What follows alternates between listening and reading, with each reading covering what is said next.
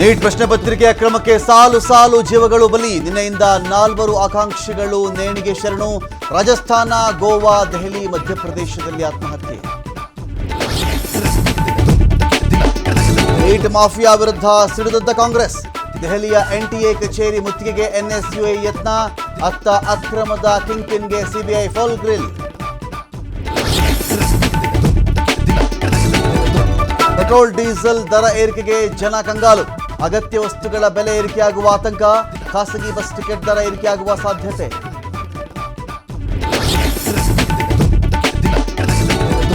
ಬೆಳಗಾವಿಯಲ್ಲಿ 4,600 ಕೋಟಿ ರೂಪಾಯಿ ದುರುಪಯೋಗ ಕೇಸ್. ಮಾಳಮಾರುತಿ ಪೊಲೀಸರಿಂದ ಸ್ಥಳ ಮಹಜರು. ಶಿವಾನಂದ ನಿಲನವರ್ ವಶಕ್ಕೆ ಪಡೆಯಲು ನಿರ್ಧಾರ.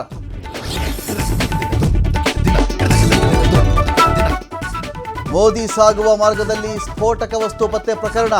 ಆರೋಪಿಗಳು ಇಟ್ಟಿದ್ದು ಅಮೋನಿಯಂ ನೈಟ್ರೇಟ್ ಜೆಲ್. ಮೋದಿ ಆಗಮನಕ್ಕೂ 11 ಗಂಟೆ ಮೊದಲು ತಂದಿಟ್ಟಿದ್ದು ಪತ್ತೆ.